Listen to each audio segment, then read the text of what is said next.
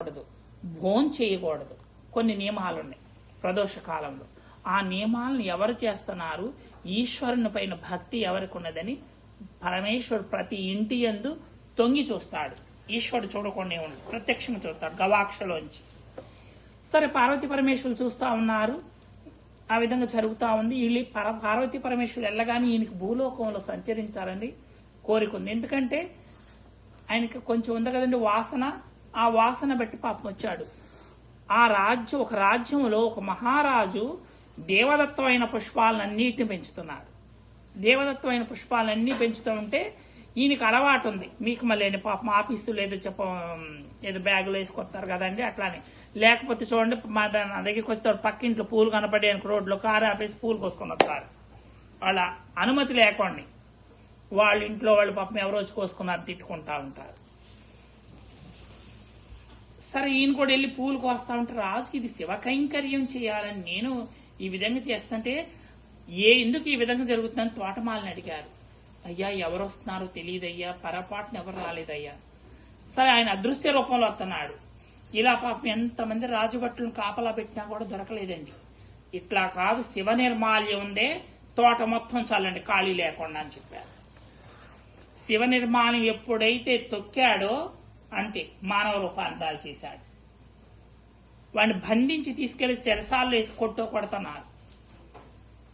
అందుకే శివ నిర్మాల్యం ఎక్కడన్నా పొరపాటును ఎవరైనా ఎత్తికెళ్తున్నా పొరపాటు మీ చేజారి పడిపోయిన తొక్కబాకండి.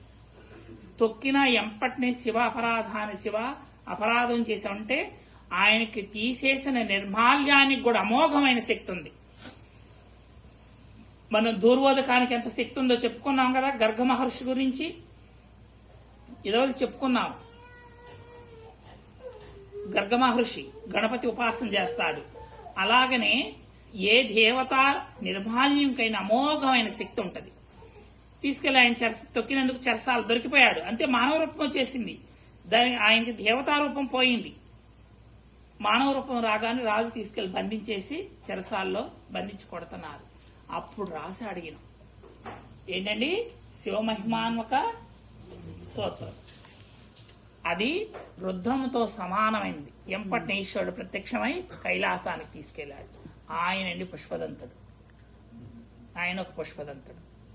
కాబట్టి మీరు ఆఫీసుల్లో గాని అనేకమైన ప్రదేశాల్లో గాని మనది కాని వస్తువు ముట్టుకోవద్దు.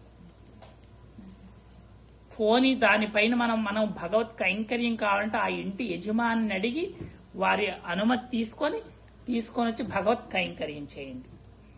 లేదు, హృదయ పుష్పాలు ఉన్నాయి కదండి, కూర్చుండ మా ఇంట కుర్చీలు లేవు, నా ప్రణయాంకమే నీకు సిద్ధపరచయి ఉంటి, పాద్యంబులిడ మా ఇంట పన్నీరు లేదు.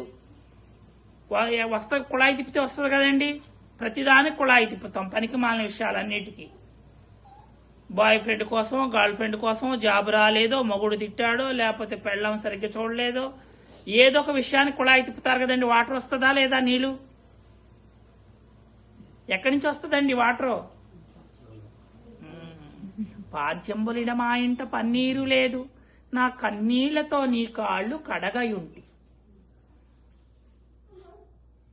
పూజకై మా ఇంట పుష్పాలు లేవు, పక్కింట్లో మటుకు నేను తీసురాను, నా ప్రేమాంజలి ఉందే, ఆ ప్రేమాంజలి నీకు సమర్పించయి ఉంటి, నైవేద్యమిడ మా ఇంట నారికేళం లేదు, పక్కింటి వాళ్ళ కొబ్బరి చెట్టు కొబ్బరికాయ పొడిసి పక్కన పడేసుకోండి, నా హృదయమే నీ చేతి కందియ్యనుంటి, రమ్ము దయచేయు మాధవ ఉన్నంతలోన లోటు రానీయ, నా హృదయ ప్రణయాంకం పైన కూర్చో. అంటే ప్రేమతో భగవంతుడిని అడగండి, కానీ పిల్లల కానించి పెద్దవాళ్ళు నేర్పండి. ఎందుకంటే ఈ జీవితం ఎన్నాళ్ళు అయిపోతుందండి. ఇప్పుడు సగం అయిపోయింది, ఇంకా సగం ఉంటుందని గ్యారంటీ లేదు. రాత్రి లేసా పట్టుకులు ఉంటామని తెలుసా అండి.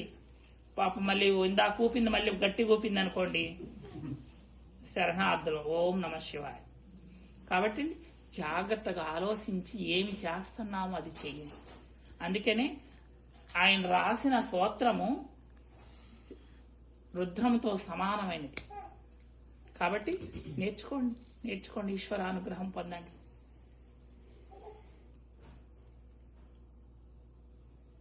ఇప్పుడు ఎవరో తెలుసా ఈ పుష్పదంతుడు ఎవరో?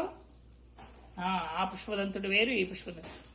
మీకు కూడా పాపం ఈశ్వరుడు అనుగ్రహిస్తాడు. ఈశ్వరుని పట్టుకొని ఉంటే కైలాసానికి తీసుకెళ్లి పాపం చూడండి, ఇంట్లో లేకపోయేవాళ్ళు ఏమడిగాడు?